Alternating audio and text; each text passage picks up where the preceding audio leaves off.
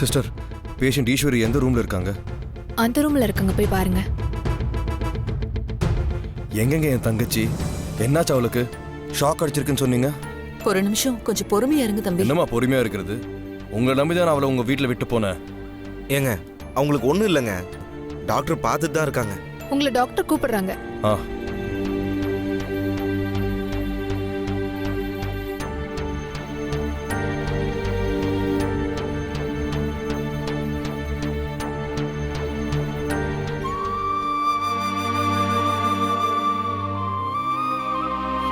என்னாச்சு டாக்டர்? தங்கச்சி எப்படி இருக்கா?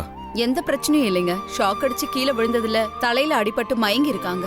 என்னது, தலையில அடிபட்டிருக்கா? ஐயோ!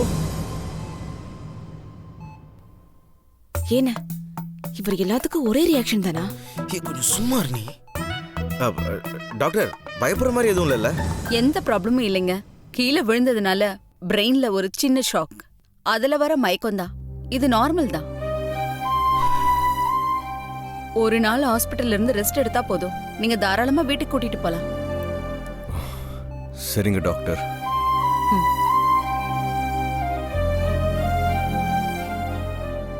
பிரிஸ்கிரிப்ஷன் எழுதி கொடுத்துருக்கேன். அதுல இருக்கிற மெடிசன்ஸை வாங்கி கொடுத்துருங்க. சரி டாக்டர். கேட்டுக்கிட்டீங்களா? உங்க தங்கச்சிக்கு எந்த பிரச்சனையும் இல்லையா, நார்மலா தான் இருக்காங்களா?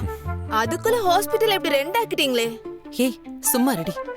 கூட பிறந்த ரத்தம் யாரா இருந்தாலும் அப்படிதான் பதறுவாங்க. உனக்கு ஒண்ணுனா உன் அண்ணன் அமைதியாவா இருப்பான்?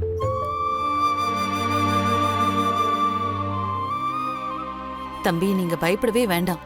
அதான் டாக்டரே சொல்லிட்டாங்களே, ஒரு நாள் இருந்து ரெஸ்ட் எடுத்தா போதும்னு. என்ன தம்பி உங்க சட்டையில கரை? இதுவா, வர வழியில ஏதோ பட்டுச்சுமா, சின்ன பிரச்சனை. அதெல்லாம் எதுவும் இல்லை. சரி, எங்க வீட்டுக்கு வந்து குளிச்சு சட்டைய மாத்திக்கோங்க. சாப்பிட்டுட்டு ராத்திரி எங்க வீட்லயே இருந்து தங்கிட்டு போங்க. அப்போ ஈஸ்வரி? அதான் அண்ணன் இருக்குல்ல, அது இருந்து பாத்துக்கோ. என்னென்ன பாத்துப்பல? சரவணா இருந்து பாத்துப்பான். வாங்க நாம கிளம்பலாம். பாத்துக்கூடா சரவணா, டாக்டர் ஏதோ மருந்து வாங்கணும்னு சொன்னாங்கல்ல, அதையும் வாங்கிடு. நாங்க போயிட்டு வந்துடும்.